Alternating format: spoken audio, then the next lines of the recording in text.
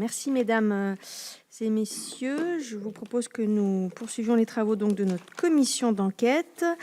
Nous recevons à présent pour une table ronde sur les marques locales. Alors pour les produits en Bretagne, monsieur Jean Coisnon, c'est comme ça que ça se prononce, Coisnon, président donc de l'association, madame Anne-Claire Ponce, directrice générale.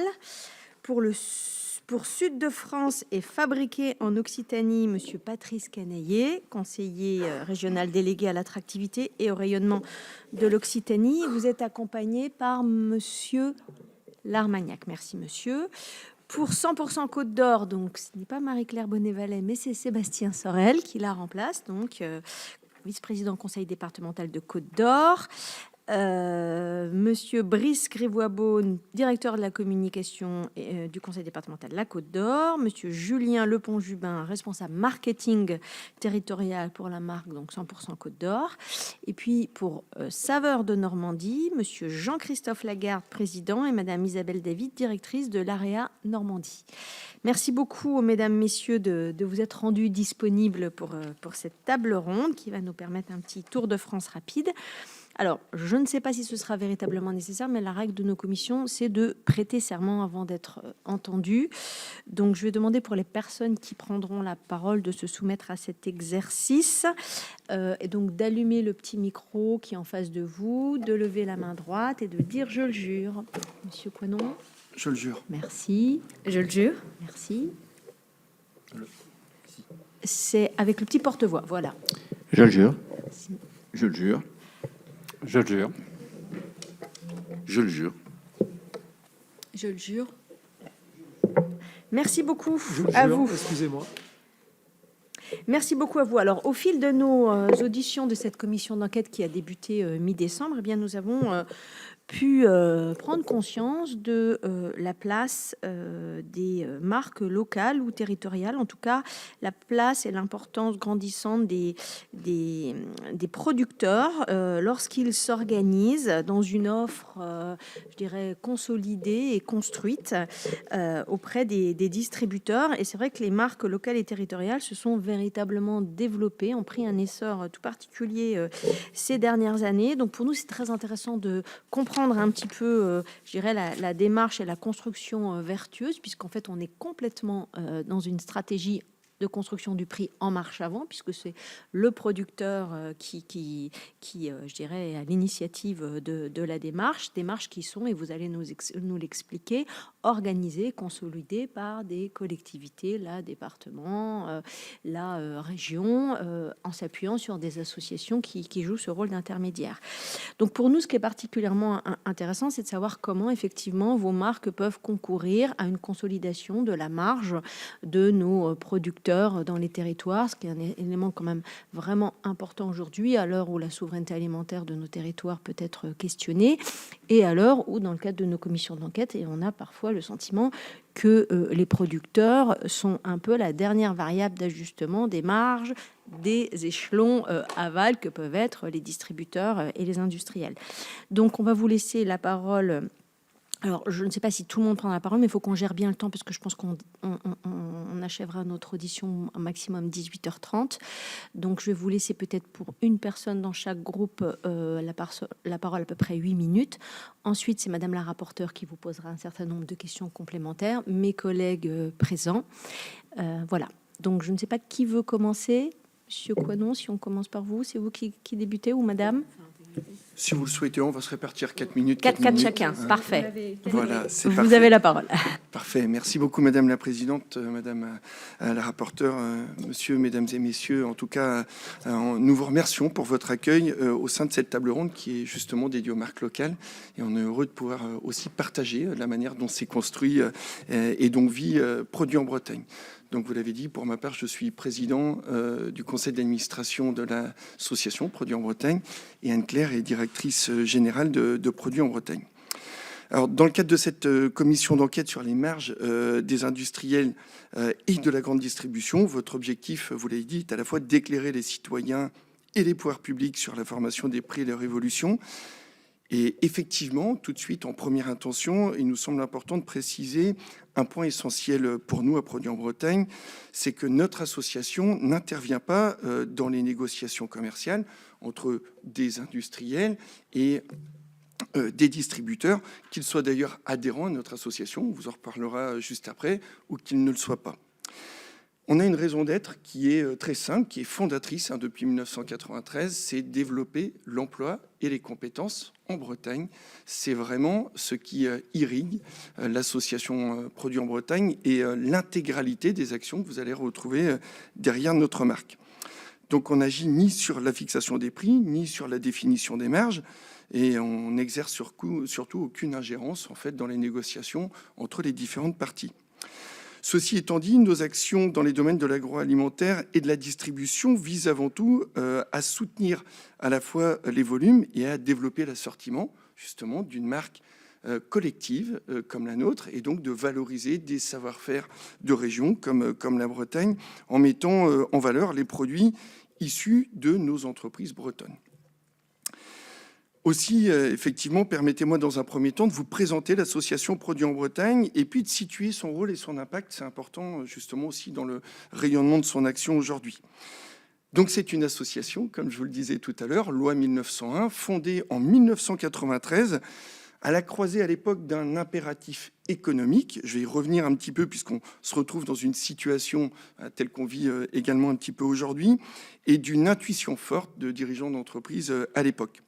Je vais commencer par l'impératif économique.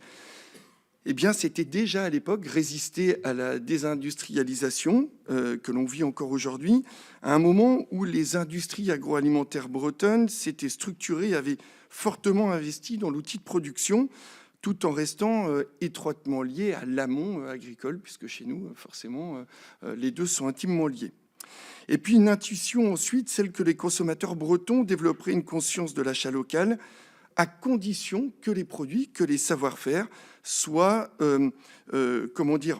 clairement identifiables grâce à un logo explicite que vous connaissez aujourd'hui, le logo, la marque Produits en Bretagne, ce petit logo jaune et bleu avec le phare au milieu. Et donc c'est ce qui s'est produit avec l'appui aussi déterminant, puisque les distributeurs étaient immédiatement partie prenante dans Produits en Bretagne, en premier lieu la Scarmore de chez Leclerc, cofondateur, puis ensuite Intermarché et d'autres enseignes, on pourrait y revenir. Et puis, bien évidemment, aussi les consommateurs, parce que les distributeurs sont la courroie de distribution vers le consommateur, et ces consommateurs sont importants.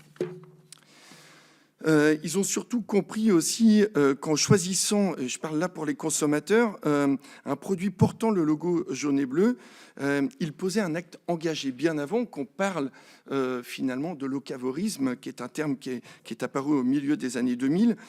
C'est plutôt en choisissant un produit logoté Produits en Bretagne, c'est un acte, à l'époque on disait même un acte militant en faveur de l'emploi et de l'emploi industriel en Bretagne.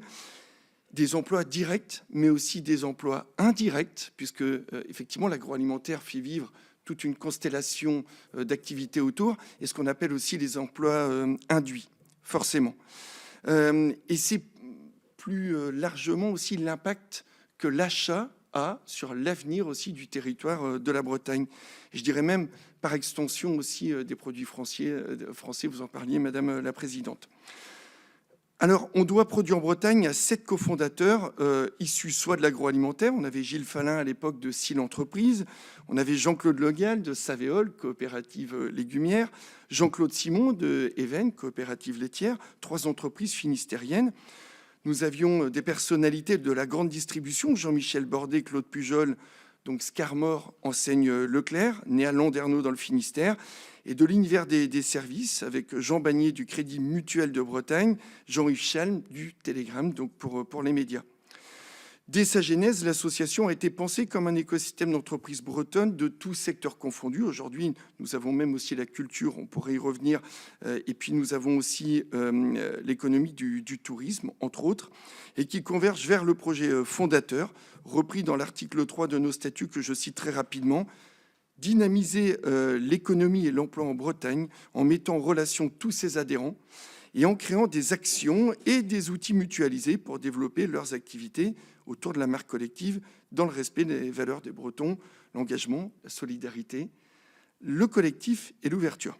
Je terminerai mon propos par la mission de Produits en Bretagne qui se veut être un réseau éclaireur. Derrière la marque, on a un réseau d'un peu plus de 500 entreprises qui ont pour mission d'accélérer la transformation du territoire, de porter une dynamique économique, mais aussi une dynamique culturelle collective, et pour terminer, de développer la marque de référence de l'achat breton responsable. Alors aujourd'hui, l'association Produits en Bretagne compte 520 entreprises membres qui emploient plus de 110 000 salariés sur le territoire. C'est un réseau breton qui porte une marque collective engagée pour la vitalité de son territoire. Ces 520 entreprises sont réparties en 4 collèges, bientôt 5.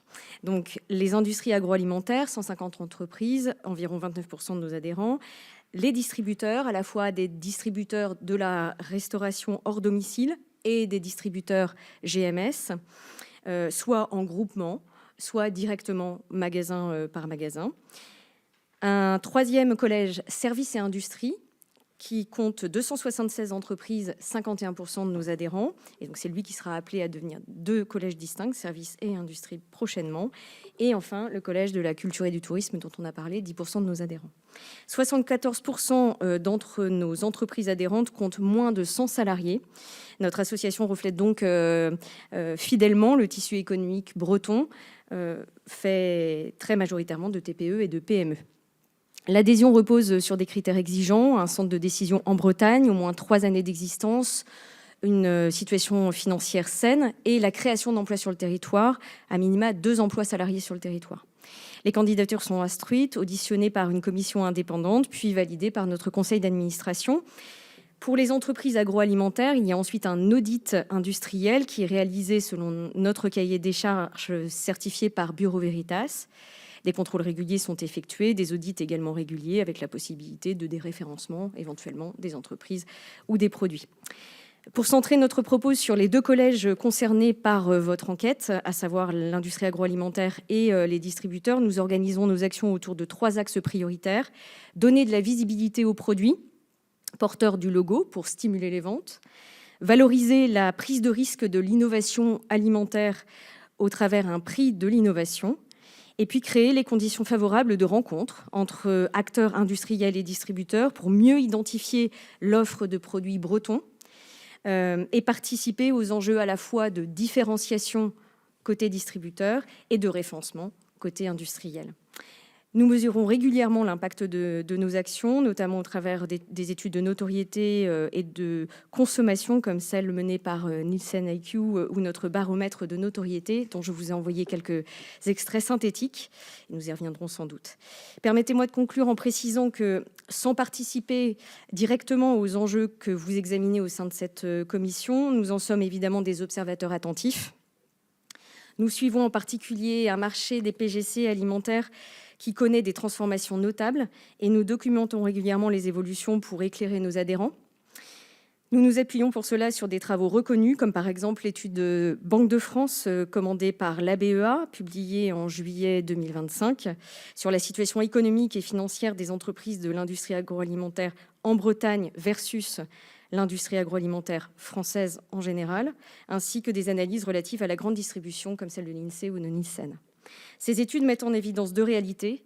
D'une part, des industries agroalimentaires bretonnes fragilisées par rapport aux référentiels nationaux sur 4 points.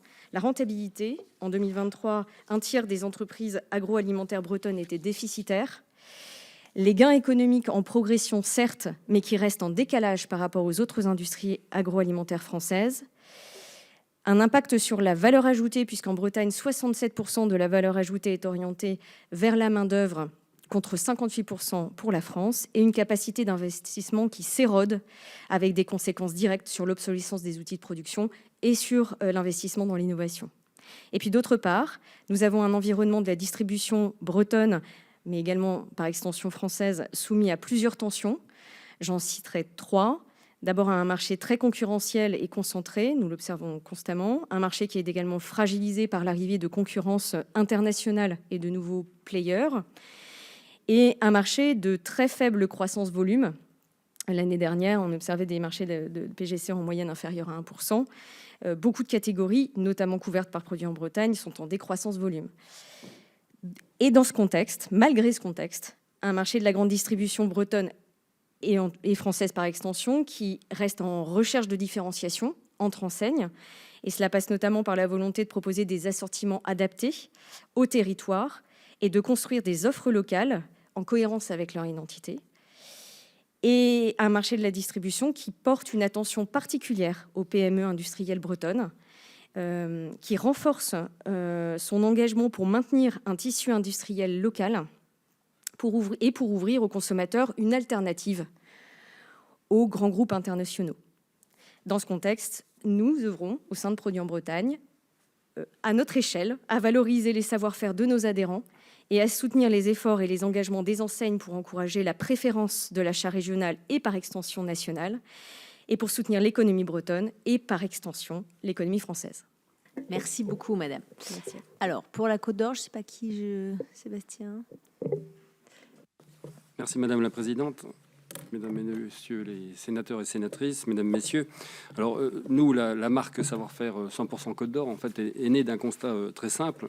Nous vivons aujourd'hui dans un monde où l'information circule vite, souvent trop vite, où il y a également beaucoup de désinformation, des informations qui vont jusqu'à nos assiettes, ce qui fait que nos concitoyens doutent. Alors, ils doutent de ce qu'ils consomment, ils doutent de ce qu'ils boivent et de ce qu'ils donnent à manger à leurs enfants. À cela s'ajoutent aussi des inquiétudes aujourd'hui, des inquiétudes bien réelles, sur la pollution de l'eau, la présence de résidus dans nos produits, des pesticides par exemple, et la fragilisation de nos modèles agricoles. Alors, face à cette incertitude, il y avait une exigence qui s'imposait pour nous, celle de la transparence, de la traçabilité et de la confiance. Et c'est vraiment dans cet esprit qu'est née en 2019 la marque Savoir-faire 100% Côte d'Or. Alors, je voudrais préciser que je suis effectivement conseiller départemental de la Côte d'Or, mais je suis également agriculteur, maire, vice-président de la communauté de communes, donc en charge de la restauration scolaire et porteur de la marque Savoir-faire 100% Côte d'Or, ce qui vous permet de voir effectivement, voilà, je peux suivre toute la chaîne et je suis tellement porteur que je la porte également aujourd'hui. Donc c'est le conseil départemental et ses partenaires qui la portent, non pas comme un simple outil de communication, mais vraiment comme une réponse concrète et une attente profonde de nos concitoyens. Le but, c'est tout simplement de savoir d'où viennent les produits qu'ils consomment et puis aussi de connaître ceux qui les produisent avec une garantie que ce soit des produits ancrés dans le territoire. Après 6 années d'existence, nous avons plus de 500 professionnels engagés. Alors cette marque, pour nous, n'est pas seulement un succès, sans plagier quelque chose de bien connu. En tout cas, elle est devenue un repère pour les consommateurs qui trouvent une forme de réassurance dans leur choix, un repère pour les producteurs, artisans, restaurateurs et commerçants qui voient enfin leur travail reconnu et valorisé. Parce que toutes ces personnes sont réunies finalement sur une même bannière. Ce sont des hommes et des femmes avec des métiers complémentaires qui font vivre nos territoires. Parce que c'est vraiment l'idée, c'est qu'au-delà du produit, c'est de faire vivre notre territoire. Nous avons les producteurs qui cultivent la terre, mais qui sculptent également nos paysages et qui en tirent le meilleur en respectant les saisons et les équilibres naturels, c'est important. Les éleveurs qui assurent avec exigence et passion la qualité de nos viandes et de nos produits laitiers, mais également le bien-être animal, et nous insistons là-dessus. Les commerçants, véritables relais de proximité qui mettent en valeur ces produits et les rendent accessibles au plus grand nombre. Les restaurateurs qui transforment ces matières premières en expériences culinaires et participent au rayonnement gastronomique de nos territoires. Et enfin, nous allons jusqu'aux traiteurs qui accompagnent les moments de vie ou les événements et qui permet effectivement de faire une belle promotion de ces produits de nos territoires. Et on n'a pas oublié nos artisans parce que effectivement, la marque, c'est comme vous l'avez expliqué, ce sont vraiment les savoir-faire qui sont mis en avant, et c'est vraiment la manière dont ils contribuent, en tout cas, à l'identité et à l'attractivité de notre beau département de la Côte d'Or. Donc voilà, effectivement, sur cette bannière sont rassemblés des métiers, des engagements, une vision commune, celle d'un territoire vivant, fier des savoir-faire et résolument tourné vers une consommation qui soit de qualité et de proximité. Car consommer local aujourd'hui, c'est pas forcément un acte d'achat, comme vous l'avez dit, c'est un acte de confiance. c'est aussi un acte de responsabilité et j'oserais même dire un acte de fierté. Fierté de soutenir nos agriculteurs, fierté de préserver des savoir-faire et fierté de faire vivre nos territoires. Alors, vous le savez, comme d'autres régions de France, la Côte d'Or est forte d'un patrimoine gastronomique parmi les plus riches. Je vais être un peu chauvin, si vous me permettez. Forte d'une responsabilité particulière, celle de défendre une certaine idée de l'alimentation. Nous la voulons exigeante, authentique et enracinée. Mais aussi celle de rappeler notre responsabilité que derrière chaque produit, il y a un paysage, un métier, une histoire, des hommes et des femmes. La marque Savoir-faire 100% Côte d'Or ne valorise donc pas seulement des produits, elle valorise donc un écosystème général, un écosystème qui contribue à une économie locale durable, qui soutient l'activité de nos acteurs de terrain, qui favorise une consommation de qualité et qui rapproche producteurs et consommateurs. Alors voilà, dans un contexte où les repères s'effacent, où la défiance progresse, nous avons le devoir de reconstruire du lien et de la confiance. Cette marque, pour nous, en est une illustration concrète. Elle démontre qu'à l'échelle d'un territoire, il est possible d'agir, de structurer, de fédérer et de redonner du sens à ce que nous produisons, à ce que nous consommons. Au fond, c'est bien de ça qu'il s'agit aujourd'hui, redonner du sens. Merci beaucoup. Donc, on va passer à la Normandie. Saveur de Normandie, voilà. La parole, monsieur. Bon, merci Madame la Présidente, Madame la rapporteuse, Monsieur et Madame les sénateurs. Nous vous remercions de votre accueil de cette table ronde des marques territoriales. L'agroalimentaire en Normandie est un pilier fort de notre économie régionale, 500 établissements, 38 000 salariés et 5,2 milliards d'euros. Dans ce cadre, qu'il a été créé il y a 23 ans, la marque Saveur de Normandie, portée aujourd'hui par l'AREA Normandie, l'association régionale agroalimentaire de Normandie, dont la raison d'être est d'agir au service des entreprises pour construire une filière agroalimentaire normande, attractive, compétitive et responsable. Notre particularité est d'être co-gouvernée par l'agriculture, la mer, la pêche, l'agroalimentaire, inscrivant ainsi notre action dans la stratégie filière amont-aval. L'AREA Normandie joue un rôle fédérateur, d'accélérateur et de facilitateur en accompagnant les entreprises sur l'ensemble des enjeux stratégiques. Nous agissons en faveur du rayonnement de l'attractivité de la filière en collaboration avec l'ensemble de l'écosystème normand pour développer la chaîne de valeur sur le territoire. Sur les sujets emploi et RH, nous aidons aussi les entreprises à renforcer leur marque employeur et à développer les compétences à travers la formation. Nous soutenons la performance opérationnelle des entreprises, l'amélioration des process qualité, cybersécurité et transition numérique. Autre pilier fort, nous accompagnons les entreprises à structurer leur démarche RSE, à engager leur décarbonation et leur adaptation au changement climatique. Nous proposons une dynamique d'innovation à travers l'émergence de projets, leur sécurisation et l'accélération de leur mise en marché. Enfin, nous sommes un levier, et simplement un levier, du développement commercial en France comme à l'international, en organisant des actions collectives, notamment dans le cadre de la marque Saveur de Normandie, que je laisse présenter par Isabelle David, la directrice de la marque. Merci, bonjour à tous. Donc effectivement, créée en 2003, notre marque Saveur de Normandie valorise l'origine, la qualité, le goût et l'engagement sociétal.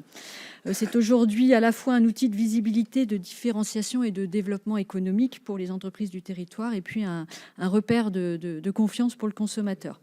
Alors son positionnement est celui d'une offre de produits normands de qualité destinés à une consommation au quotidien. Sa vision, c'est de contribuer à une alimentation locale et responsable dans une logique de filière, donc de l'amont à l'aval. Son objectif est triple: valoriser l'origine normande dans un contexte, on l'a dit, où les attentes de traçabilité et de proximité sont fortes, en identifiant des produits porteurs d'un réel ancrage territorial. Apporter de la valeur aux entreprises en renforçant la visibilité de leurs produits et la reconnaissance de leur savoir-faire et de leur engagement sociétal. Et puis enfin, soutenir une dynamique de filière en contribuant à son rayonnement, son attractivité et sa fierté. Alors, l'agrément à la marque repose aujourd'hui sur un cahier des charges exigeant avec 4 engagements. L'origine, donc des produits authentiques élaborés en Normandie, priorisant les matières premières normandes. La qualité, donc des produits qui sont élaborés selon un savoir-faire et de bonnes pratiques de fabrication.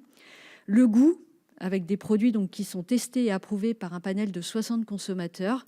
Et puis enfin, donc, l'engagement sociétal des produits élaborés par des entreprises ayant structuré et formalisé leur engagement RSE. Donc, afin de garantir donc, la crédibilité de la marque, nous sommes contrôlés par un organisme certificateur, Certipac. Et enfin, donc, Saveurs de Normandie donc, déploie un ensemble d'actions concrètes au service de ses adhérents, des actions de communication et de promotion, des actions de visibilité à travers des salons et des événementiels nationaux, régionaux, B2C et B2B, des actions commerciales collectives donc, dans tous les circuits de distribution, qu'ils soient centralisés ou spécialisés. Et puis enfin, donc, la marque est un levier d'amélioration continue grâce à un cadre d'exigence qui pousse les entreprises à progresser dans leurs pratiques. Donc aujourd'hui, la marque Saveurs de Normandie, c'est une preuve de bon sens qui représente donc 150 producteurs et entreprises, 700 produits, plus de 20 000 emplois agricoles, maritimes et agroalimentaires sur le territoire et 70% de taux de notoriété. S'agissant de la présente commission, il nous semble important de préciser que la marque Saveurs de Normandie n'est absolument pas un acteur sur la négociation tarifaire. À ce titre, nous n'avons aucun rôle de construction du prix entre fournisseurs et distributeurs. Notre mission se situe dans une dimension collective, en appui aux entreprises, en structurant une offre identifiable. Merci monsieur. Et donc, enfin, les produits fabriqués en Occitanie. Monsieur Canaillet. Madame la présidente, madame la sénatrice, mesdames et messieurs, nous avons aujourd'hui deux marques régionales qui ne s'appellent pas Sud de France, comme vous l'avez dit précédemment, mais qui s'appellent Occitanie Sud de France. C'est très important, c'est une évolution qui date depuis 4-5 ans, puisqu'on a une particularité, c'est que l'Occitanie est une région nouvelle qui a fêté ses 10 ans cette année, qui est la fusion du Languedoc-Roussillon et de Midi-Pyrénées. Et ce n'est pas sans avoir de l'impact sur l'évolution de la marque que je vais essayer de retracer un petit peu l'historique. Première marque Occitanie Sud de France qui se décline en deux. C'est une marque régionale qui appartient à la région, qui est déposée à l'INPI et qui se décline dans les deux sens, c'est-à-dire Occitanie Sud de France pour la plupart des filières, mais Sud de France Occitanie à la demande des viticulteurs, puisque la jeunesse de cette marque, c'est Sud de France portée par les viticulteurs. Et à leur demande, on a gardé cette appellation Sud de France Occitanie, notamment sur le marché de l'export, parce que Sud de France avait une valeur très très forte à l'export. Et on a répondu à leur demande par rapport à ça. Je m'étends un petit peu là-dessus parce que c'est vraiment important de bien comprendre ça. Sud de France, au départ, est une marque qui est créée il y a 20 ans, qui est créée dans le Languedoc-Roussillon, dont la vocation est essentiellement tournée vers la viticulture, qui est l'activité principale, une des activités principales du Languedoc-Roussillon, avec une viticulture en difficulté, avec des marques éclatées, un niveau de qualité qui n'est pas suffisant. Et donc, au travers des investissements qui sont faits avec Sud de France, il y a une volonté de fédérer, d'améliorer la qualité. Il y a une volonté très globale de faire monter en puissance la viticulture dans le Languedoc-Roussillon. C'est une marque qui a amené énormément d'effets positifs, ce qui fait que petit à petit, toutes les autres filières ont voulu rentrer dans le Sud de France. Alors ça s'est fait avec quelques réussites et quelques échecs. Il faut bien aussi le reconnaître, notamment dans le contrôle de certaines filières, mais ça a énormément progressé et ça a amené toute une dynamique. Quand est arrivée la fusion des régions, il y avait deux régions qui étaient assez différentes dans leur manière d'aborder beaucoup de choses, mais en particulier l'agriculture. Et il a fallu essayer de trouver une bonne adéquation pour arriver à faire monter en puissance. Donc on est passé d'une marque qui était une marque commerciale à une marque qui reste une marque commerciale, mais qui se veut aussi très territorialisée, parce qu'on avait besoin de faire connaître l'Occitanie. À l'instar de la Bretagne, le mot Occitanie est un mot qui n'est pas encore très connu et on avait besoin d'associer Sud de France et Occitanie pour faire de la valorisation territoriale, ce qui nous permet aussi de générer des budgets importants de valorisation, parce que plutôt que d'investir sur de la promotion territoriale, on considère que quand on vend des bouteilles de vin ou quand on vend des produits, et notamment à l'export, c'est aussi de la valorisation territoriale. Juste un chiffre qui va peut-être... C'est 100 millions de bouteilles aujourd'hui vendues dans le monde avec l'étiquetage Sud de France. Voilà, on parle quand même de quelque chose qui est très important. Et je vais me permettre par an. 100 millions de bouteilles par an. Voilà. Je voudrais peut-être vous donner quelques chiffres parce que il y a quand même des repères qui me paraissent aujourd'hui très importants. En Occitanie, puisqu'on va parler de la grande distribution, c'est 2000 magasins, ça représente 10% des grandes enseignes nationales, ça représente 59 000 salariés, et chiffre assez important qu'il faut bien avoir en tête, c'est des chiffres qui datent de 2022, je n'en ai pas trouvé de plus actifs, mais 70% du marché alimentaire régional passé par la grande distribution en 2022. Autre chiffre peut-être qui mérite d'être donné, c'est en Occitanie, 64 000 exploitations sur 3 millions d'hectares. C'est-à-dire, aujourd'hui, c'est en nombre d'exploitations agricoles, c'est la première région française. Des productions très diversifiées et un chiffre qui est très, très important, c'est le premier secteur économique de la région Occitanie avec 165 000 emplois. Donc, c'est pour nous un secteur éminemment stratégique. La marque Sud de France en Occitanie, Sud de France Occitanie ou Occitanie Sud de France a été complétée il y a 4 ans par une nouvelle marque qui s'appelle Fabriqué en Occitanie, qui est une marque qui a 4 ans, qui réunit aujourd'hui 700 entreprises et on est sur tous les produits qui sont non manufacturés et beaucoup d'artisanat d'art. Et c'est une marque qui a une progression exponentielle aujourd'hui et qui fonctionne très très bien et qui se développe très très rapidement. Sur Occitanie Sud de France, c'est 2250 entreprises pour 16 000 produits qui sont concernés. Particularité de cette marque, c'est que le taux d'implantation de la marque dans la région est assez inégal, c'est-à-dire dans les régions où il y a eu des gros investissements et ce qui était l'anciennement le Languedoc-Roussillon, forcément, c'est une marque qui est très, très, très implantée et qui est beaucoup moins implantée pour le moment en Midi, ce qui était Midi-Pyrénées. Et donc, aujourd'hui, les objectifs que nous a donné la présidente sont assez clairs. D'ailleurs, ce qui est important aussi de noter, c'est que la direction des marques régionales a été intégrée à la délégation que j'ai l'honneur de conduire, qui est sur l'attractivité et le rayonnement de l'Occitanie, qui chapeaute et qui travaille sur l'économie, sur le tourisme, sur le sport, sur la culture et sur les grands événements. Et donc, les marques régionales ont été ramenées dans cette délégation avec 3 objectifs importants. Le premier, c'est de fédérer. Et c'est extrêmement important parce que la particularité de notre région, c'est une région qui est très territorialisée avec une fusion de 2 régions et qu'on a un travail très, très important à faire pour faire région ensemble. Et ça, c'est vraiment un objectif très important. Donc, fédérer autour des marques régionales, c'est aussi un moyen de fédérer les producteurs, mais la population autour d'un concept régional qui n'est pas naturel pour le moment en Occitanie. La deuxième chose, c'est de distribuer et de vendre. Parce que vous avez vu l'impact que représente l'agriculture chez nous, la production, c'est extrêmement important, la viticulture. Et donc, on a besoin aujourd'hui d'amener des ressources, donc de distribuer. Et pour ça, il n'y a aucune exhaustive. La commande qui nous a été passée, c'est d'ouvrir le plus possible tous les circuits de distribution. Et le troisième élément, troisième objectif, c'est la valorisation. Donc, valorisation de nos produits et de nos savoir-faire, mais aussi une valorisation inversée. Je l'ai dit tout à l'heure et je le répète, on considère que quand on vend des produits de qualité à l'export, ou au niveau national d'ailleurs, voire même dans la région, c'est aussi une valorisation territoriale. Donc on est sur une valorisation qui est à la fois dans un sens par rapport aux produits, mais qui est aussi une valorisation du territoire à travers les productions et les savoir-faire que l'on diffuse un petit peu partout. Donc voilà un petit peu pour le cadre et pour l'historique qui est un petit peu, je pense, particulier. Je voudrais, si vous le permettez, quelques précisions. La direction des marques régionales aujourd'hui, c'est 10 personnes qui travaillent à plein temps là-dessus.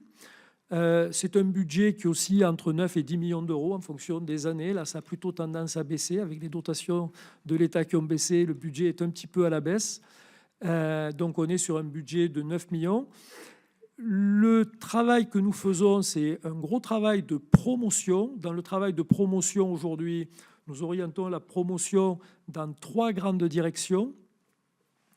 On travaille beaucoup autour du sport, de la valorisation, de la visibilité autour de clubs qui sont des clubs ambassadeurs, qui s'engagent non seulement à faire de la visibilité, mais à promouvoir aussi nos productions et nos fabrications. Donc on a des clubs ambassadeurs. On a aussi des événements sportifs sur lesquels on fait de la valorisation et voire du naming. Le deuxième axe sur lequel on travaille beaucoup, c'est sur le tourisme, notamment à travers les festivals. Pour une raison simple aujourd'hui, c'est que le tourisme est le deuxième secteur d'activité de l'Occitanie et qu'aujourd'hui, on veut non seulement, on va dire, éduquer en tout cas les touristes qui viennent aux produits de l'Occitanie et leur faire découvrir les produits de l'Occitanie. Donc on travaille beaucoup sur les festivals. Et le troisième secteur, on finance à peu près, on est partenaire d'à peu près 250 événements, que ce soit des événements régionaux, nationaux ou internationaux. Et pour terminer, au niveau des partenariats, on ne fait pas ça tout seul. On travaille aussi bien sûr en collaboration avec 4 grandes structures. ADOC, qui est notre agence d'attractivité économique, avec un secteur dédié à cette part d'activité, notamment l'export. Tout l'export passe par l'agence d'attractivité ADOC. On travaille aussi avec l'AREA, dans le lien avec la grande distribution. On travaille aussi avec la Chambre d'agriculture régionale et on travaille aussi avec IRCALIM sur les signes officiels de qualité. Très bien, merci beaucoup, mesdames, messieurs. Alors, on va laisser la parole à madame la rapporteure pour quelques premières questions. Merci. J'imagine que ça vous inspire les uns les autres d'écouter ce qui se fait Bien sûr. dans la région d'à côté, parce que finalement, vous avez des modèles assez différents. Alors, moi, j'ai une question. Je voulais savoir quelle est...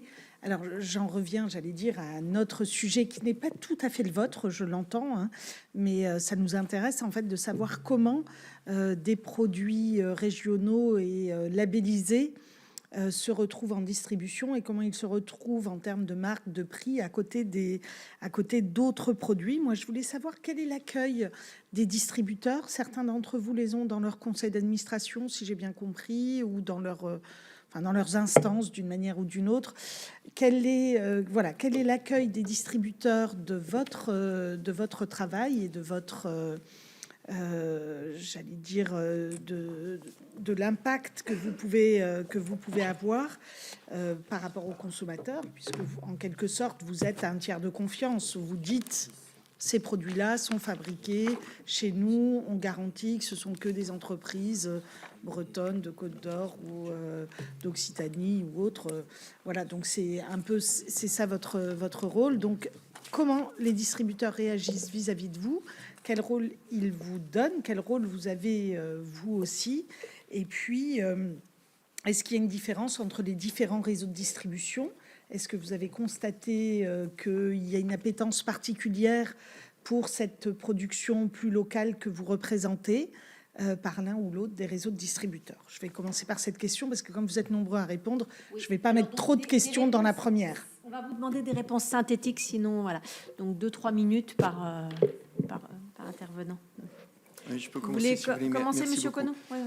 Effectivement, vous l'avez compris, nous, les distributeurs, en tout cas, un certain nombre de distributeurs sont dans votre intégrés, bien évidemment, et puis sont même cofondateurs. Donc la réception, Madame la rapporteure, est excellente, en fait, la réception de leur côté. Aujourd'hui, disons que les produits de toute façon dits locaux, alors ça, la définition elle est assez complexe, ça représente à peu près 5% dans la grande distribution. Donc c'est des produits qui ont énormément de marge de progression en termes, j'ai envie de dire, d'implantation et de pénétration. C'est vrai que le Covid, alors on parle de locavorisme maintenant effectivement depuis une vingtaine d'années, mais le Covid a été accélérateur quand même de particules et on voit qu'il y a une croissance assez exponentielle. Je vous donne 2 chiffres pour ce que nous mesurons avec Nielsen, nous, à peu près des 4000 produits porteurs du logo produits en Bretagne. On a une croissance en valeur sur les 5 dernières années qui est de l'ordre de 50% et en volume de 28%. Donc on voit que malgré les crises traversées, à savoir que nous, on n'a pas dans les produits logotés des produits de premier prix, donc malgré tout ça, on voit qu'il y a une appétence effectivement à la demande et de croissance. Pour terminer la réponse à votre question, nous on discute beaucoup avec les distributeurs au niveau régional. On essaye aussi énormément de sensibiliser au niveau national, puisque 2/3 de nos produits sont vendus en dehors de la Bretagne. C'est une marque nationale. Et on voit que ça résonne énormément chez eux, tiré aussi par la demande, en fait, assez simplement. Donc il y a une volonté d'aller plus vite, plus loin sur ces produits-là. C'est ce que nous ont dit, notamment les grands distributeurs indépendants, Intermarché, Système U, Leclerc. Quels sont les distributeurs qui sont dans votre conseil, du coup, ou qui ont fondé Fondateur. Je ne sais pas si vous l'avez dit, excusez-moi. Non, mais il n'y a pas de problème. On l'a pardon, je ne l'ai pas noté. Du voilà. coup, donc c'est la Scarmore de Leclerc qui était cofondatrice de Produits en Bretagne. Et nous avons parmi nos... Alors donc on a un collège de distributeurs, C'est ça. donc réunissant à la fois Leclerc, Intermarché, Système U, et également des magasins de façon un petit peu plus individuelle, Carrefour, Auchan sur le territoire breton. D'accord. Voilà, voire des Et magasins là, de l'Asca Ouest aussi. Ce sont des magasins qui participent à votre gouvernance ou c'est pas la marque en soi? C'est pas. Alors voilà, C'est pas on a- l'enseigne. alors, C'est des magasins. parmi nos commissions, dans nos commissions, nous avons, enfin dans notre collège, nous avons parfois des adhésions par groupement, comme la Scarmore par exemple, D'accord. ou par magasin en direct. D'accord. Ok. Et s'agissant du conseil d'administration, Oui, ça c'est important parce que dans le conseil d'administration, c'est intuitu personné. C'est une personne qui vient. D'accord. Ok. Alors forcément, elle travaille dans une entreprise, on essaye d'avoir de la diversité, mais c'est intuitu Oui, personné. donc Il y a c'est pas de l'entreprise siège. qui Non, vient. il n'y a pas de D'accord, c'est siège important. obligatoire pour l'un, pour l'autre, ni pour les autres collèges non plus. Oui, mais du coup, ça dit quelque chose quand même. Ok, très bien. Et du coup, vous êtes vos produits, non, les produits de vos membres sont distribués chez tous ces distributeurs qui composent, qui sont dans votre. Et d'autres, dans votre puisque gouvernance. effectivement, après, ils portent notre logo, mais après, chaque entreprise négocie dans ses circuits de distribution. Et Habituels. vous pouvez en trouver D'accord. chez Monoprix, vous pouvez en trouver partout en France. Et dans les magasins spécialisés, vous en trouverez dans tous les enseignes. D'accord, merci. Je vais démarrer le propos et Monsieur Lepont continuera. Moi, je voudrais faire un rappel. Je vous ai parlé de désinformation. Alors aujourd'hui, la grande distribution est acteur et voit un intérêt à l'existence de ces marques comme une vitrine pour leurs magasins et comme des produits d'appel. On a laissé, le monde agricole a laissé trop longtemps la grande distribution finalement faire la promotion du monde agricole. Et pendant très longtemps, quand on parlait d'agriculteurs, c'était soit un tout petit agriculteur avec 4 vaches au fin fond d'une campagne ou un gros céréalier avec un 4x4. Ça ne représente pas l'agriculture de nos territoires. Et c'est l'importance de ces marques de remettre un petit peu l'église au milieu du village, si je peux me permettre cette expression. Et il y a quelque chose qui est encore très très parlant aujourd'hui. Moi, je souris souvent quand je vois à la pub la laitière. Voilà, je vais citer une marque. Quand on voit qu'elle produit dans des conditions d'hygiène, on peut se poser des questions. Alors bien sûr, c'est provocateur, mais c'est à dire qu'aujourd'hui, l'ensemble des habitants n'ont plus de lien direct avec l'agriculture. Il y a 30, 40 ans, chaque habitant avait encore un grand-père, un tonton, et avait peut-être l'occasion de passer des vacances, un week-end à la campagne. Et on a laissé la grande distribution, avec cette perte finalement de lien de l'agriculture, on a laissé la grande distribution finalement dessiner l'image de l'agriculture française, qui n'est pas la vraie image. Et la vraie image, je pense que c'est celle que nous portons ici avec nos marques. Donc aujourd'hui, la grande distribution est ouverte parce qu'elle y voit un intérêt. Mais je vais laisser finir le propos par Julien. Merci. Effectivement, on a dit qu'il y avait plein de modèles différents d'organisation dans la salle, mais il y a quand même un point commun que j'ai relevé qui est de fédérer et de valoriser les savoir-faire des territoires. Quelle que soit notre organisation ou nos statuts juridiques. L'accueil de la grande distribution, il a été positif. Effectivement, ça s'est peut-être un peu étiolé, mais la grande distribution revient aux marques locales, basiquement parce que ça répond à une demande de leurs clients, qui sont des consommateurs. Donc, ils ne veulent pas laisser partir une part de chiffre d'affaires, donc ils se réapproprient, et c'est tout bénéfice pour les producteurs locaux et les marques que nous représentons, de pouvoir accompagner la grande distribution. Alors, la marque Savoir-faire 100% Côte d'Or est jeune par rapport aux autres marques qui ont été présentées. Et on a attendu qu'elle ait un peu de maturité et aussi que nos agréés soient assez matures pour aller voir la grande distribution, parce qu'un certain nombre avaient peur de la méchante grande distribution. Donc nous, notre rôle aussi, c'est de leur dire que c'est un choix stratégique de chacune des entreprises d'y aller ou de ne pas y aller, mais qu'on est là pour les accompagner et pour les aider dans leur démarche. Certaines marques, certains agréés de notre marque avaient déjà des accès à la grande distribution parce que historiquement ils l'étaient. Il y en a des plus petits à qui on a aidé à pousser la porte. Que ce soit des intégrés ou des indépendants, aujourd'hui ils sont tous dans cette même démarche d'ouvrir leurs portes. Hier après-midi, on était sur le salon Carrefour Région Est, où ils nous accueillent sur leur salon pour montrer ce qu'on peut faire dans les magasins, pour accompagner les magasins, pour booster leur vente de produits locaux parce qu'ils sont réellement en attente. Donc c'est un changement de paradigme, c'est-à-dire qu'on vient nous chercher, on dit mais c'est quoi votre truc, je comprends pas à quoi vous servez. Et aujourd'hui on est dans une démarche où ils ont compris, où ils ont envie qu'on les accompagne. Et ils ont un regard bienveillant quand on vient les accompagner et quand on vient mettre de la PLV en magasin, de la visibilité en magasin, C'est quelque chose qui est assez facile à faire quand on est une marque territoriale, ce qui est plus difficile et sans doute bien plus cher quand on y vient tout seul dans le cadre d'une contrepartie de négociation. Aujourd'hui, le petit logo bleu, alors il n'y a pas de jaune dans le nôtre, il est bleu et blanc, c'est un argument commercial. Effectivement, c'est un repère dans le rayon, c'est un repère dans le magasin, et les consommateurs deviennent des consommateurs puisqu'ils reconnaissent les produits, ils savent que c'est local, ils savent que c'est produit par un agriculteur, un producteur, un éleveur qui est à côté de chez lui. Alors, j'ai amené une brique de lait. C'est quoi cette bouteille de lait, si je peux me paraphraser la pub?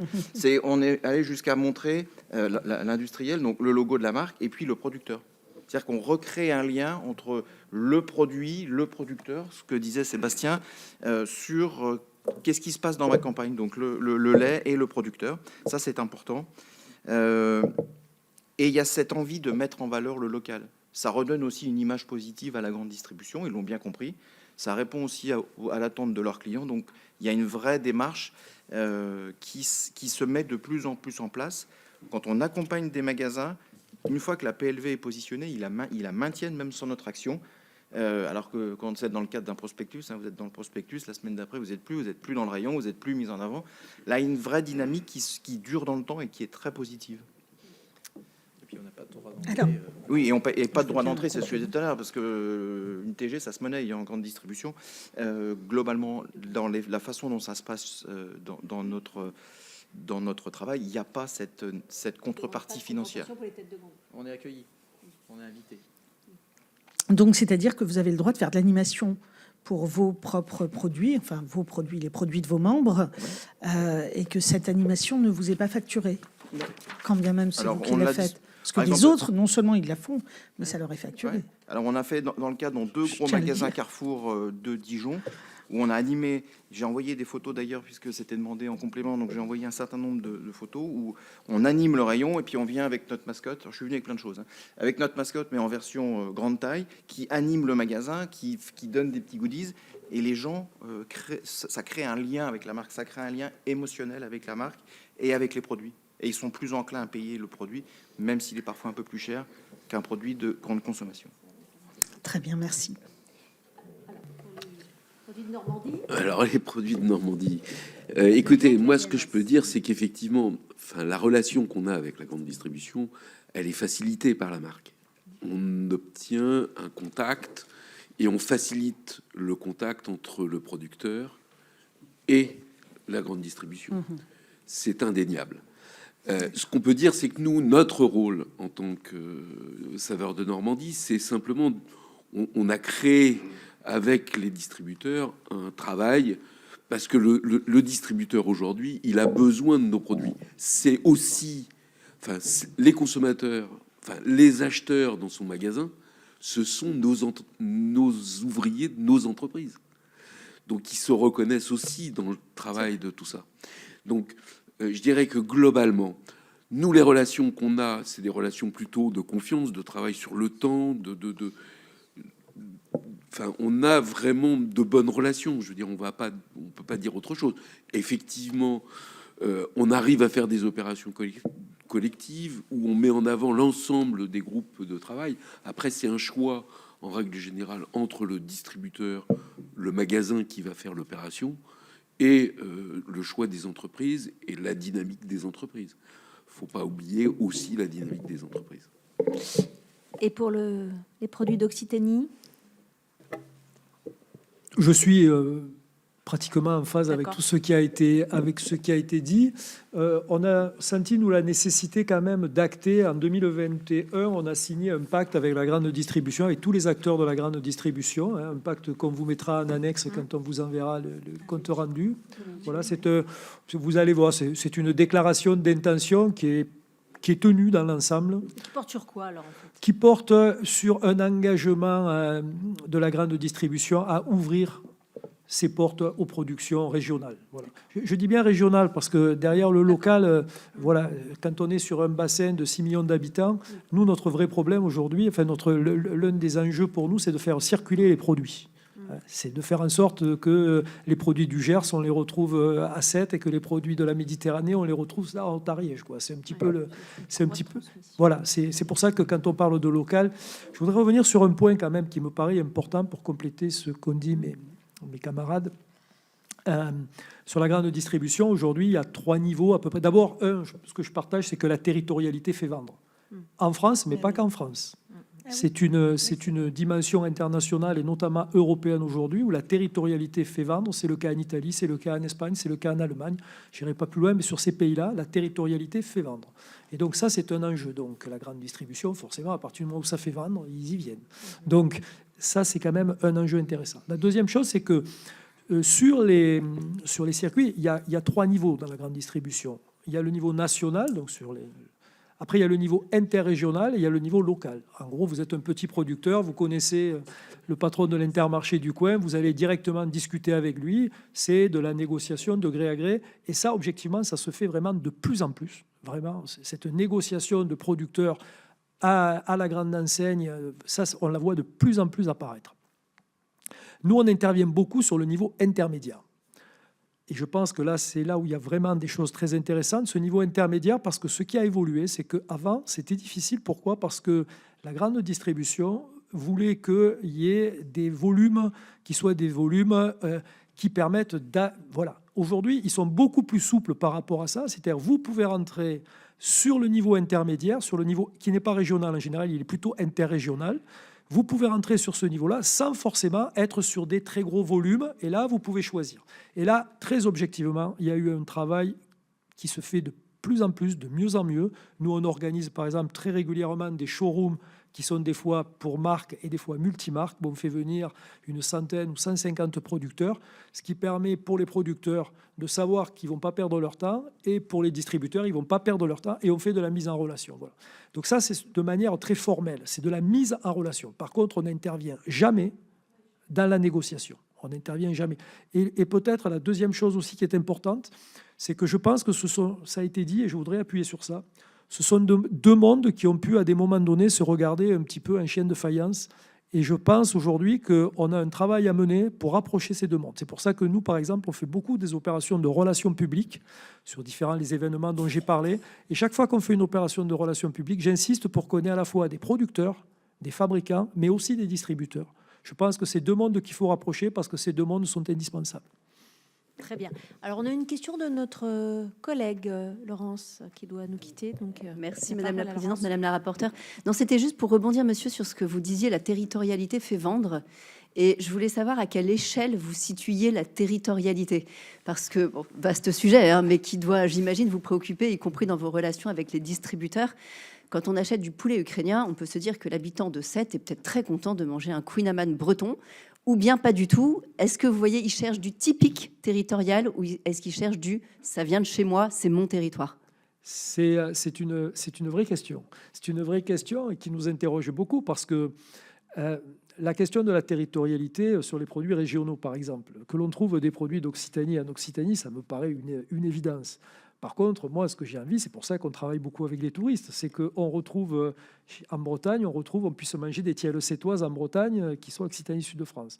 Alors, il y a certaines enseignes qui envisagent même d'avoir des produits, des rayonnages qui pourraient être rayonnages saveur de France ou saveur des territoires de France, ce genre de choses. Je pense que ce qui est très important, à mon sens, c'est d'arriver à faire circuler les produits. Je pense que je suis très favorable, bien sûr, au local, j'en ai parlé, mais il faut aussi qu'on arrive à faire circuler les produits. Moi, j'explique que l'autre fois, j'ai rencontré les producteurs d'oignons doux des Cévennes. Je leur dis, si vous vendez que les oignons doux dans les Cévennes, à un moment donné, ça ne va pas le faire, quoi. Voilà. Et donc, il y a ce travail-là. Et là, la grande distribution peut être aussi un acteur qui nous aide par rapport à ça. C'est-à-dire que nous, on est très favorable. Moi, je ne demande pas, quand je discute avec eux, je ne leur dis pas, il faut qu'il n'y ait que des produits d'Occitanie. Donc, qu'il y ait des produits d'Occitanie, c'est normal. Mais il faut qu'on arrive, je pense, à bien faire circuler. C'est pour ça que, d'ailleurs, on a eu une réunion pendant le Salon de l'Agriculture. L'AREA a réuni les marques régionales. Moi, je pense qu'il y a beaucoup de choses à faire dans la coordination entre les marques régionales, justement, pour travailler, pour faire circuler ces produits. Madame la rapporteure. Oui, tout à fait. Il y a peut-être un début de coordination nationale à avoir, parce que la question est très pertinente, effectivement. En tout cas... voilà, quand on a peu de production, quoique le Fabrique à Paris existe quand même, mais on a moins d'agriculteurs. Il existe et c'est estampillé également. Il y a une marque Fabrique à Paris, tout à fait. Mais c'est pas tout à fait la même chose. Donc, je suis sûre qu'il y a plein de Parisiens qui sont contents de savoir qu'ils mangent véritablement des produits locaux et estampillés et garantis de Bretagne, d'Occitanie, de Normandie et autres, de Côte d'Or, bien sûr. Alors, moi, je voudrais savoir, puisque là, vous avez quand même évoqué un sujet qui est la question des volumes. Moi, j'avais une question, c'est est-ce que, en fait, à quel obstacle vous vous heurtez? Puisqu'en réalité, vous faites un travail dans l'autre sens, en fait. Normalement, la grande distribution, elle a voulu des grandes marques, des grands volumes, des marques propres pour pouvoir avoir les prix les plus bas, etc. Donc, en fait, elle n'a pas tellement donné de place à ces marques locales. Donc, vous arrivez une fois que le marché s'est déjà créé, etc. Donc, je voulais savoir quels sont les principaux obstacles. Alors, il y a la question des volumes, vous en avez parlé. Est-ce qu'il y a d'autres éléments? Peut-être vous redonner la parole pour une fois. On va Je ne suis pas tout à fait d'accord avec ce que vous dites. Ah bah très bien, bah, vous pourrez le dire. Alors ça tombe bien, allez-y. Parce que c'est Oui, ça, non, mais ça en fait, l'intérêt pour nous. C'est de comprendre, il y a deux choses. Enfin, nous, le constat qu'on fait avec la grande distribution, il est clair. Ils ont besoin de nos produits parce que sur nos produits, ils tirent de la marge, une meilleure marge, parce que effectivement, on vend mieux nous sur les produits, mais eux sont aussi contents parce qu'ils ont un autre produit qui correspond à une demande. Concernant les volumes, vraiment que vous nous l'explicitiez, ça, monsieur.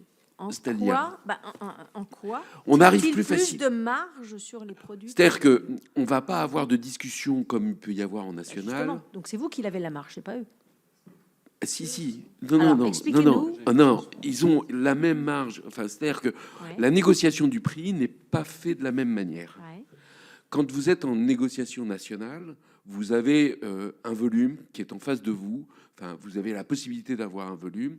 Et donc, en contrepartie du volume, vous devez négocier un certain nombre de choses. Voilà. D'accord ? Comment ça se passe ? Au niveau régional, on n'est pas dans le même schéma. On est dans un schéma où ils ont besoin de nos produits parce que le magasin d'à côté a le produit et ils s'aperçoivent que le produit fonctionne et que la concurrence se joue, etc. Donc la négociation que nous allons avoir avec les magasins est pas la même. Les marges arrière ou les remises arrière que peut communiquer auprès des distributeurs ne sont pas les mêmes. Oui, donc du coup, nous vendons mieux nos produits. Oui. Et eux vendent aussi mieux nos produits. C'est-à-dire qu'ils reprennent de la marge sur... Moi, je vais vous traduire mon expérience, parce que j'ai discuté un peu avec des gens de marque Côte d'Or, des producteurs de lait, voilà, qui me disent effectivement, j'arrive avec mon prix, et en général, il me prend mon prix. Mais pour autant... Est-ce que le prix qui est affiché en rayon dans la GMS, il est beaucoup plus élevé? C'est pour ça que je rebondis sur... Est-ce que le distributeur lui-même fait beaucoup plus de marge? Est-ce qu'il privilégie pas l'attractivité d'avoir un produit marqué territorialement mais est-ce qu'à votre avis, il fait de la marge? C'est pas forcément le sentiment que j'avais. Eh ben, je peux vous dire qu'ils ont fait... Les deux améliorent leur rentabilité. Alors ça, c'est très vertueux parce que ça va à contre-courant total de ce qui se passe aujourd'hui, avec une guerre des prix qui, d'une manière générale, dans les GMS, tire les prix vers le bas. Oui, mais pas sur ces produits-là. Voilà, c'est pour ça qu'on a cette table ronde, parce que justement, vous échappez à cette espèce de règle aujourd'hui qui veut que... Pas sur ces produits-là, parce qu'ils ont... Le distributeur, il a nécessairement en face de lui un concurrent. Un Intermarché, un Leclerc, etc. Son objectif, c'est pas de se mettre en concurrence complète sur les produits. Parce que de toute façon, en règle générale, il va avoir des produits. Il y a un certain nombre de producteurs, et le producteur va être quand même dans une position plus favorable à négocier, à ne pas avoir à négocier son prix. C'est tout. Enfin, je veux dire, c'est simple. Et donc les obstacles, quels sont les obstacles que vous avez rencontrés? C'est souvent les problèmes de logistique. Vous, c'est la logistique, d'accord. Souvent, c'est les problèmes de logistique. Parce que le problème, c'est que quand on a des tout petits volumes, les coûts logistiques sont tels que des fois, on a plus de transport que de chiffre d'affaires. Et ça, vous pensez y répondre dans le cadre de vos organisations ou pas? Vous faites des plateformes? On essaye. En fait, c'est excessivement difficile. Enfin, nous, sur la Normandie, on a essayé de travailler sur ce point-là. C'est excessivement compliqué parce que le territoire est grand et que entre Cherbourg et Dieppe, faire du ramassage entre les deux, c'est excessivement compliqué. Et on n'a pas trouvé aujourd'hui de solution de territorialisation. On la trouve au niveau national. Je voulais compléter sur les volumes, parce qu'effectivement, on parle de la grande distribution, de camions complets. C'était un peu l'imaginaire de la grande distribution, 33 palettes d'un coup. Certains petits producteurs qui font 500 pots de miel, ça leur paraissait complètement délirant. Sauf qu'aujourd'hui, la grande distribution sait ouvrir un camion complet et sait aussi recevoir, quand bien même il n'y a pas trop de difficultés logistiques, 50 pots de miel, parce que c'est ce que le producteur est capable de produire. Et pour rejoindre ce que vous disiez, c'est qu'effectivement, il y a moins de négociations de prix. Les petits producteurs passent pas nécessairement dans les box, mais c'est plutôt parfois du gré à gré dans le magasin ou même avec des directions régionales. Je pense à Carrefour parce que c'était le cas hier, la discussion était là hier. Et Carrefour, par exemple, a des contrats hyper locaux où ils négocient pas le prix et ils payent à 7 jours.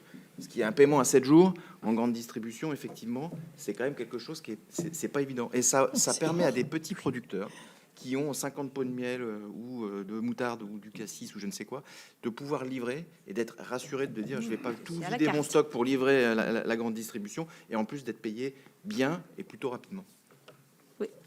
Oui, sur la dernière partie de la question sur effectivement la ramasse. En ce qui concerne la marque Savoir-faire 100% Côte d'Or, le logo, voilà, c'est le début d'une démarche. La démarche du conseil départemental avec ses partenaires, c'est à partir de ce logo, de cette marque, d'organiser la filière. Et notamment de pouvoir organiser les agriculteurs entre eux, de pouvoir développer des plateformes de distribution et surtout de pouvoir faire un circuit de ramassage sur l'ensemble du département. Donc il y a déjà effectivement des partenaires qui travaillent et qui œuvrent dans le domaine. On a la Charrette par exemple, mais le but c'est que nous continuions à l'organiser, à le renforcer, surtout pour sécuriser, parce qu'un agriculteur ou un artisan ne peut pas passer 2 heures sur la route. Pendant ce temps-là, il ne produit pas ou il ne crée pas. Pardon. Plusieurs remarques. Je vais revenir sur ce qui a été dit. Oui, effectivement, la grande distribution, ils sont comme tous les commerçants. Ils cherchent aussi le prix, mais pas que le prix. Ils cherchent aussi les produits différenciants. Et donc, ils ont compris que les produits différenciants sur les produits des producteurs locaux, ils arrivaient à avoir des bons produits. Et je partage totalement cette analyse. Ils sont même quelquefois très bien payés, les produits. Après, la logistique du dernier kilomètre, effectivement, c'est un secteur pour lequel c'est très difficile de trouver des solutions. Nous, on travaille beaucoup sur de l'ingénierie logistique. On parlera peut-être de l'évolution des marques, mais c'est peut-être un secteur que l'on souhaite creuser, notamment à l'export. C'est-à-dire que quand on travaille sur plus de 20 filières aujourd'hui, il y a peut-être de l'ingénierie logistique à amener, mais plutôt dans la logique de l'export. Là, quand on parle de la logique du dernier kilomètre, c'est très difficile à régler. Après, ça dépend si c'est 1 kilomètre en montagne, en ville, enfin, c'est un petit peu compliqué. Je voudrais insister peut-être moi sur un point pour les marques régionales et notamment pour cette relation avec la grande distribution, c'est la logique des réseaux. C'est-à-dire que nous, on n'intervient jamais dans la discussion commerciale et dans la négociation commerciale, pour plein de raisons, essentiellement parce qu'on est une collectivité territoriale, on n'a surtout pas envie de rentrer là-dedans. Par contre, nous, ce qu'on fait, c'est qu'on met les gens en réseau, c'est-à-dire que les adhérents, ils se parlent entre eux et ils essayent de se partager les bonnes expériences. Et c'est à eux de trouver est-ce que c'est plus intéressant pour eux d'aller dans la grande distribution et y aller comment, avec quel packaging, avec quel type de négociation. Et donc ça, c'est peut-être un avantage aussi des marques territoriales, c'est de créer du réseau et de l'échange d'expériences. Et ce qui fait qu'aujourd'hui, les producteurs ne sont plus seuls. Ce qui est souvent un gros problème, c'est qu'ils sont moins isolés, ils sont moins seuls. Et c'est à mon avis un des gros avantages des marques territoriales. Tout à fait. Alors, effectivement, on peut voir déjà plusieurs niveaux. D'abord, quand vous dites quelles sont les difficultés, on peut regarder plusieurs choses. Sur un produit, derrière le produit, il y a une entreprise. Et ces entreprises, elles sont de taille à géométrie très variable. Vous avez la petite entreprise agroalimentaire, 4, 5, 6 salariés, là, effectivement, qui va pouvoir négocier en direct, magasin par magasin, sur des territoires plus réduits. Et nous, on a des très grandes marques, à rayonnement national, voire international, une que vous connaissez très bien, qui est Paysan Breton. Et donc, forcément, voilà, les référencements, leurs négociations, leur force commerciale, ou des marques comme Bretz, par exemple, qui ne vont pas du tout être les mêmes choses. Alors, nous, à Produits en Bretagne, c'est quoi les difficultés? Nous, déjà, on agit énormément sur de la communication, de la sensibilisation. On est très connu en dehors de la Bretagne, c'est 75% à Paris, c'est plus de 50% en dehors de Paris, sur le reste de la France. On adorerait déployer encore plus d'actions collectives commerciales. C'est où vous retrouvez éventuellement des gros corners dans des magasins. C'est des choses qu'on a fait en France, qu'on a testé chez Carrefour, en région parisienne, etc. C'est des choses qu'on a réussi à faire, mais en fait qui sont complexes à pérenniser pour des aspects purement logistiques, en fait. Oui. Voilà. C'est la première difficulté, elle est véritablement logistique. Logistique, des équipes aussi, des sujets d'équipe commerciale, parce que ça s'organise aussi, on ne peut pas y aller seul. Produits en Bretagne, ce sont 10 salariés. Donc voilà, on n'ira pas déployer très largement. Et l'attente est forte quand on a 2/3 du chiffre d'affaires qui est réalisé effectivement hors de Bretagne. On est attendu aussi pour pouvoir renforcer cette promotion-là. Mais pour ça, on a besoin effectivement de dépasser, parce que la Bretagne est quand même un peu à son originalité géographique. Et aussi les forces commerciales qui nous manquent en fait pour pouvoir déployer. Alors on travaille comme en Occitanie, le réseau en fait, et les partages de bonnes pratiques pour faire en sorte que on mutualise parfois des outils de transport, ou on mutualise aussi sous une même bannière qu'est Produits en Bretagne, la possibilité de mettre peut-être un peu moins de produits en volume, mais d'être présent malgré tout en dehors de la Bretagne. Et on réfléchit aussi parfois à mutualiser sur des actions conjointes, même les forces commerciales, mais de nos adhérents et pas des nôtres. Et pareil, il faut trouver effectivement le bon angle. Donc c'est souvent des sujets logistiques, ouais, absolument. Alors notre collègue Yves Blunven qui avait une question. Oui, bonjour, Yves Blunven, sénateur du Morbihan. C'était pas une question, c'était un témoignage de soutien à toutes ces associations, parce que je trouve que ces démarches sont bonnes et elles apportent de la valeur ajoutée. Et puis, un petit clin d'œil, parce que Produire en Bretagne, j'ai été membre de ce conseil d'administration au début des années 90. C'est une association qui a plus de 30 ans et qui, aujourd'hui, moi, je résumerai ça sur 3 points. Le premier, le sujet génial de l'époque, c'est d'avoir trouvé un objectif dans les statuts d'intérêt général au territoire. Et c'est ce qui a permis de fédérer, développer l'emploi en Bretagne, développer notre économie bretonne. C'est ce qui a permis de fédérer. Et pendant ce temps-là, on parlait pas trop de prix. Et c'était quand même un mariage assez baroque de l'époque. Rappelez-vous, en 90, c'était encore l'époque où on créait des supermarchés pratiquement tous les jours en France, dans les communes. C'était assez hard comme relation avec la grande distribution. Et avoir réussi ce pari-là, c'est quand même génial. Le deuxième point, même si vous avez tous juré de dire que vous n'êtes pas des organisations pour organiser la discussion entre les partenaires, n'empêche que vous créez les conditions d'une discussion un tout petit peu différente que l'ambiance des box de négociation. Et puis, ce qui est assez intéressant, c'est le paradoxe. D'un côté, une négo qui devient de plus en plus internationale, européenne, et puis une discussion qui reste locale.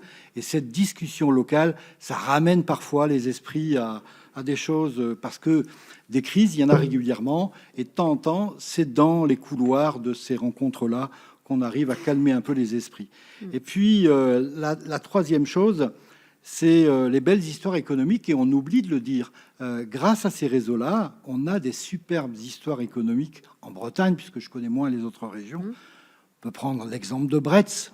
Sans Produits en Bretagne, Bretz n'aurait pas la part de marché qu'il a aujourd'hui dans les chips en France. Et ça, c'est dû à Produits en Bretagne. En tout cas, pour tout ça, moi, je ne peux qu'appuyer et soutenir ces démarches, parce qu'en parallèle des négos difficiles avec la grande distribution, ça aide sérieusement à amortir les discussions un peu compliquées. Raison pour laquelle on a tenu à cette table ronde. Alors, moi, j'aimerais savoir si votre stratégie de marque a été contestée, notamment juridiquement, sur le fondement du droit de la concurrence. Est-ce que ça a été, vous avez eu ce genre de choses ou absolument pas? Non. Notre seul problème, ça a été à un moment donné pour Saveurs de Normandie, le problème de Normandie avec les IGP. Et oui. Et vous avez aussi eu un problème à Sud de France, hein, quand même. Ah oui. Excusez-moi, je réponds à votre question. Est-ce qu'on a été... si la deuxième question, c'est est-ce qu'on a par moment rencontré des problèmes? Là, la réponse est oui. Vous ne pilotez pas une marque pendant autant de temps sans avoir des problèmes, et on peut y revenir dans le détail si vous le voulez. Mais la réponse à votre question, c'est-à-dire est-ce qu'on a été en problème sur la problématique de la concurrence? Non, pas sur ce chapitre-là, mais on a eu d'autres problèmes sur les réglementations, et je suis prêt à échanger avec vous là-dessus. Bon, après, vous avez quand même eu à un moment donné un problème de marque sur le nom Sud de France qui était déjà utilisé par la région d'à côté, tout ça. Vous avez quand même c'est pas tellement tout à fait la même chose. C'est pas tellement sur ça. On a un problème aujourd'hui, si je peux me permettre de... Oui, non, mais dites-nous. Oui, je pense qu'aujourd'hui, le commerce est en train d'évoluer de manière très très forte, le commerce national, le commerce international, avec des nouvelles règles qui se mettent en place. La question qu'on doit se poser aujourd'hui, c'est est-ce que les règles qui ont fait le commerce pendant les 20 dernières années seront des règles qui sont applicables dans les 20 prochaines années? Nous, le problème que l'on a eu sur l'étiquetage des bouteilles, je vous ai donné le chiffre tout à l'heure, et là on parle d'une activité qui est une activité extrêmement importante à l'international, hein, c'est les 3/4 du chiffre d'affaires se fait à l'international. Et on a un problème de réglementation parce que le service de répression des fraudes et l'INAO considère que Sud de France est une indication qui n'est pas suffisamment précise. Voilà. Et donc, il y avait une réglementation européenne qui date depuis longtemps. Il y avait une dérogation. C'est le ministre, M. Fesneau, qui a mis fin à cette dérogation. Le dossier a été porté au Conseil d'État. Le Conseil d'État a validé. Nous avions fait, c'était en plein au moment où Trump faisait lancer les nouvelles taxes. Nous avons demandé un moratoire sur 3 ou 4 ans pour permettre de se retourner. Le moratoire n'a pas été accepté. Ah oui, mais Sud de France, au niveau du vin, il n'y a que des IGP ou des AOP. C'est que des signes. Le vin, pour être aujourd'hui, doit être obligatoirement sous signe officiel de qualité. Bon, ça, c'est une obligation.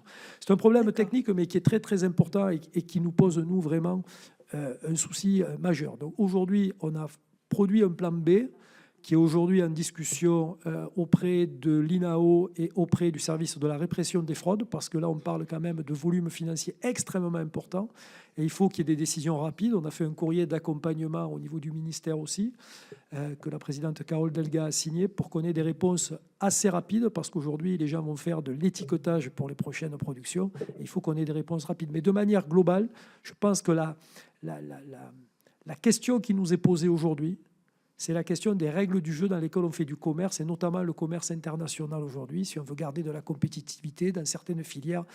Et pour nous, bon, là, je vais beaucoup parler de la filière viticole parce que celle-là, elle est très, très importante pour nous. Aujourd'hui, on pense que les règles du jeu pourraient être facilitées pour qu'on ait beaucoup plus de facilité à l'export. En tout cas, c'est ce que demandent les viticulteurs dans leur grande majorité, dans leur très, très grande majorité. Très bien. Merci. Oui, puisque vous évoquez effectivement les problématiques de démarrage de la marque, moi je voudrais évoquer notre cas pour la marque Savoir-faire 100% Côte d'Or, qui a la particularité d'être portée par un département, donc par une collectivité. C'est vrai qu'on aurait pu penser qu'au départ, c'était un projet politique, donc voire un projet partisan. Je peux vous rassurer que, étant donné qu'il n'y a pas que le département, puisque nous avons des partenaires, que sont la Chambre d'agriculture, les chambres de commerce, les chambres d'artisanat, ces doutes se sont très vite dissipés et l'ensemble des partenaires et l'ensemble des demandeurs, des bénéficiaires se sont rendus compte qu'en fait c'est une question d'échelle et que le département correspondait en fait à l'échelle pour porter au niveau du territoire cette marque dans chaque ville et village de notre département. Donc il n'y a aucun sens partisan de cette marque. Elle a vraiment été pensée pour le territoire, pour nos acteurs et avec eux. Parce qu'au-delà, aujourd'hui, c'est pas moi, c'est pas mes collègues qui sont les meilleurs VRP de la marque, ce sont nos producteurs. Ok. Pas d'autres. Oui. Peut-être un complément aussi, intéressant sur la segmentation de la marque qui nous a posé à un moment donné de la difficulté quand on a commencé à rassembler beaucoup de filières. On a pris un choix qui était un choix sur la segmentation, c'est-à-dire Occitanie Sud de France avec des produits génériques qui répondent bien sûr à des cahiers des charges, mais des productions génériques. Un deuxième pas label, mais un deuxième intitulé sur les produits avec signe officiel de qualité qu'on a appelé Origine, donc c'est Occitanie Sud de France Origine que l'on décline, et un troisième sur le bio, où on a une identification spécifique avec le même logo, mais en rajoutant bio. Cette segmentation de marche, cette segmentation nous était très demandée par les producteurs et aussi par les distributeurs. Et c'est ce qu'on a mis en place et qui a eu un effet très, très important après sur les adhésions, parce que les producteurs avaient besoin de se différencier. Et ça a été très utile dans l'évolution de la marque. D'accord. Ce qui n'est pas votre cas. Vous n'avez pas des déclinaisons? Oui, si. Nous, on vient de décliner aujourd'hui un nouveau logo, enfin, une déclinaison de notre logo. C'est-à-dire, on a un logo quadri qui est destiné uniquement à la grande distribution. Et on a un logo noir et or qui est là, pour le coup, destiné uniquement au circuit spécialisé. Justement, c'est ma question suivante. Je voulais savoir si vous estimiez que pour les marques que vous défendez ou que vous réunissez, d'autres modes de distribution peuvent être plus intéressants que la grande distribution. Est-ce que la distribution spécialisée est plus favorable ? Est-ce que d'autres formes de distribution, circuits courts, magasins de producteurs, etc., sont plus à même de distribuer vos produits? Quel est votre ressenti là? C'est complémentaire. Simplement, je vais dire c'est complémentaire. Les deux réseaux de distribution travaillent ensemble. Et d'ailleurs, on a, nous, des producteurs qui travaillent sur les deux réseaux de distribution qui n'ont pas souhaité prendre le logo noir et or sur une distribution spécialisée. Je pense qu'il faut pas, on n'a pas à vouloir segmenter. C'est un choix du producteur, c'est un choix de la façon dont il souhaite aborder son commerce. Et je dirais, on donne des opportunités en général sur nous, chez nous, dans ce qu'on voit dans le logo noir et or. C'est en fait, c'est souvent des petits producteurs qui commercialisent plus sur des réseaux très particuliers et qui, ça leur permet de se différencier par rapport à la grande distribution. Très bien. Merci. Mais juste peut-être pour... Est-ce que vous avez des éléments plus fins en termes de volume ou en termes de valeur? Est-ce qu'il y a quand même des réseaux sur lesquels ils se dirigent plus massivement et où là où il y a plus de valeur? Enfin voilà. Est-ce que vous pouvez affiner? Non, vous n'avez pas. On n'a pas. Enfin, nous, le logo noir et or aujourd'hui, il a à peine 2 ans, donc on n'a pas encore suffisamment de recul par rapport à ça. D'accord. Je ne sais pas s'il y en a parmi vous qui en ont des éléments plus fins. Ouais, sur les circuits. Pardon, Madame la Présidente. Oui, il y a une notion qu'il ne faut pas oublier. C'est aujourd'hui nos marques, enfin notre marque permet aux producteurs d'avoir la liberté de choisir où ils produisent. C'est important, cette liberté de pouvoir. Certains savent très bien que la grande distribution n'est pas forcément adaptée parce qu'il y a aussi une acculturation sur certains types de produits. Des fois, vous avez des sirops de sureau. Il faut apprendre aussi à faire redécouvrir le goût aux consommateurs. Donc, on ne les met pas directement dans la grande distribution. Il y a beaucoup de goûts, je ne vous citerai pas là, auxquels je ne pense pas. Mais cette notion de liberté du producteur de pouvoir valoriser son produit de la manière dont il a choisi. Donc la marque ne l'oblige pas, elle lui donne la possibilité de choisir. Est-ce que vous avez des tendances quand même? Oui, ou est-ce que... Est-ce que vous... En fait, nous, la question, c'est de savoir, sur ce sujet-là, est-ce que vous vous rendez compte que la marque, pour le coup, a apporté une plus-value, une fois encore, en volume, en valeur? Est-ce que ça, vous l'avez mesuré ou... Pas à cette date. Pas encore. Et en fait... Je pense qu'il ne faut pas mettre en opposition ces deux. Non, mais sans que ce soit opposé. Non, c'est juste connaître l'état, en fait, des c'est très difficile à compliquer. Sans opposer, parce que je crois qu'on a tous bien compris que c'est très difficile de pouvoir le chiffrer, de l'exprimer, parce que de toute façon, le producteur qui a une toute petite production, il va surtout pas dire ce qu'il fait. Et là, du coup, on est vraiment dans le secret des affaires. Vous l'avez, si je peux me permettre, vous l'avez précisé tout à l'heure. Enfin, vous avez échangé, puisque nous avions donné les coordonnées d'une productrice laitière en Côte d'Or. En tout cas, le prix du litre de lait a fortement évolué pour eux. Et aujourd'hui, ils ont une rentabilité de leur travail, là où ils étaient déficitaires parfois. Donc effectivement, la marque a eu cet avantage-là, mais au-delà, c'est la reconnaissance, c'est l'identification.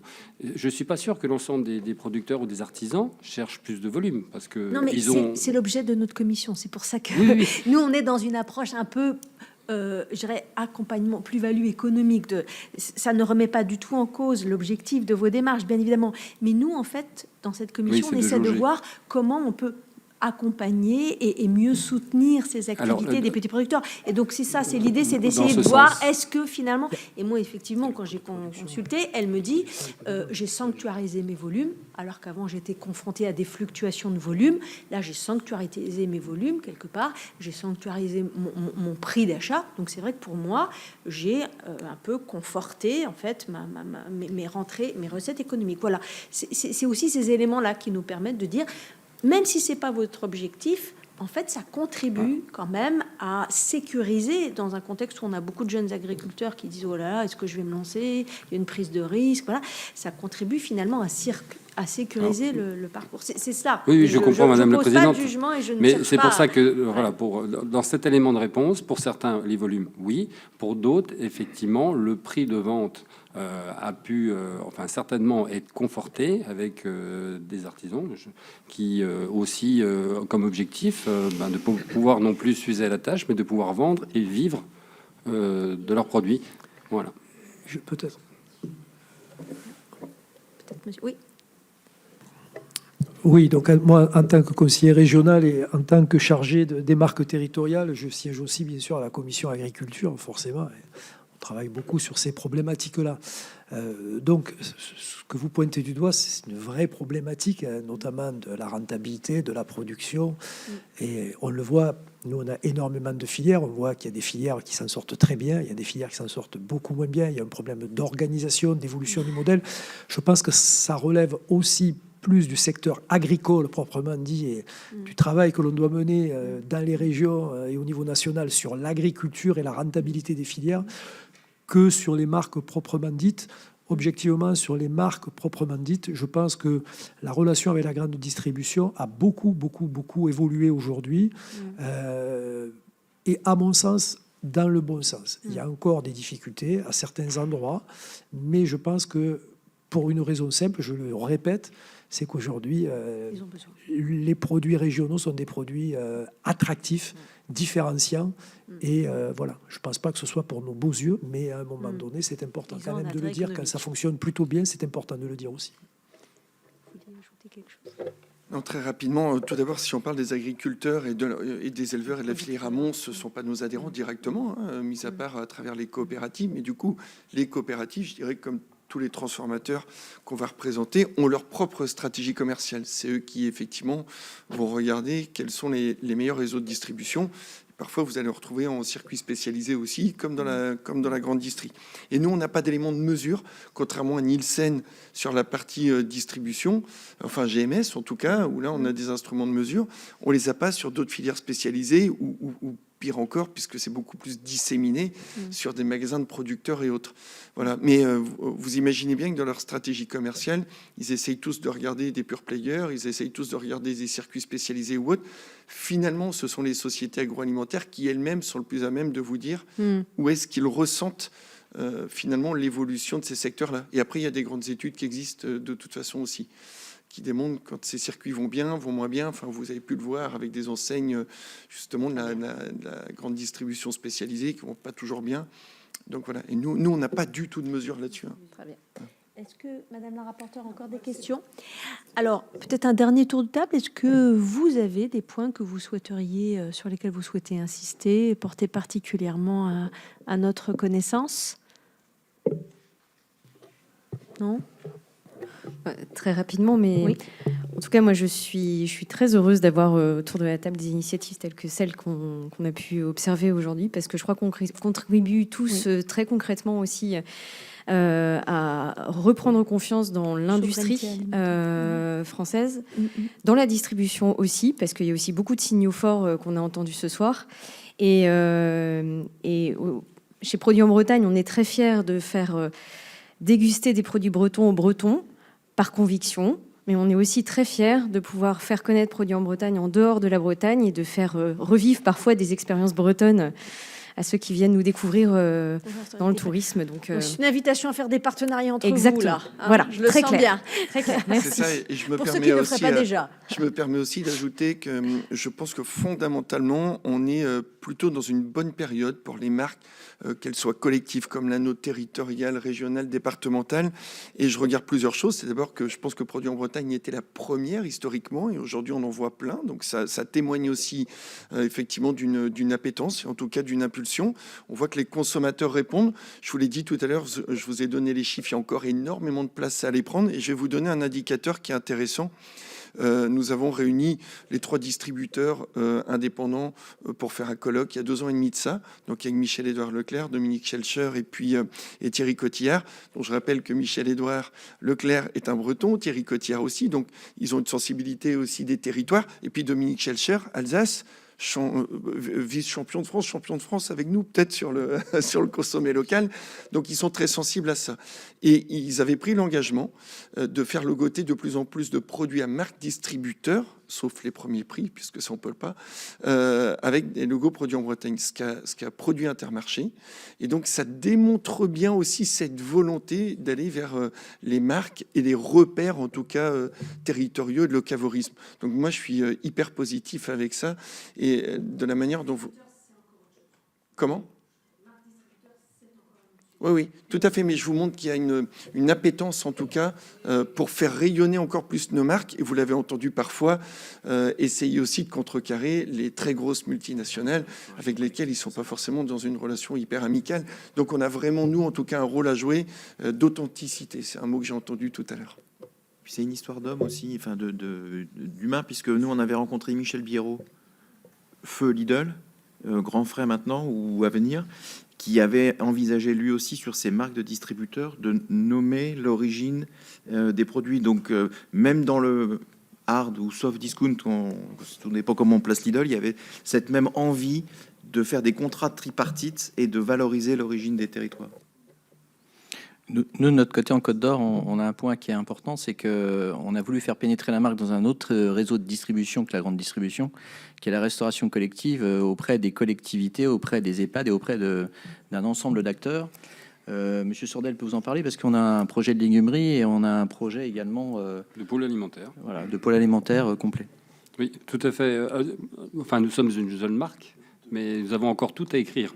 Alors effectivement, vous êtes sur une thématique dans l'audition d'aujourd'hui, les liens et les rapports par rapport à la grande distribution. Je pense qu'on ne misera pas tout sur la grande distribution. On a besoin de la grande distribution. On se doit d'être accompagné. Mais si je peux me permettre, plus on sera, enfin en tout cas attractif et sexy, si je peux utiliser le terme, voilà, plus ils auront en tout cas envie de continuer à collaborer avec nous.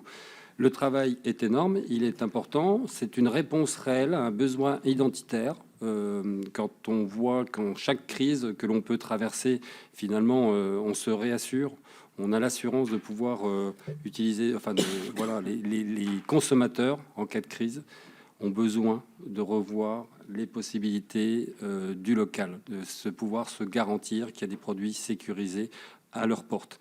Donc c'est de partir de ce constat, c'est de partir de quelque chose qui est peut-être négatif dans le critère actuel, mais de renforcer toute une filière et revenir quelque part sur un bon sens tel qu'il existait voilà, il y a quelques décennies où on mis en place nos aïeux, et nous irons jusqu'au bout de la démarche parce qu'effectivement un pôle alimentaire de proximité est en train de se construire. Nous avons acquis des terrains bio, une vingtaine d'hectares à côté de Dijon pour faire de l'insertion, de la production légumière d'insertion qui pourra également se retrouver en grande distribution parce que voilà, aujourd'hui tout est possible et ces légumes seront transformés toujours en insertion dans une légumerie avec juste à côté une cuisine centrale donc portée par la communauté de communes, donc de la terre à l'assiette comme on le dit souvent. Voilà, et le travail reste à faire, mais c'est très très enrichissant pour tout le monde.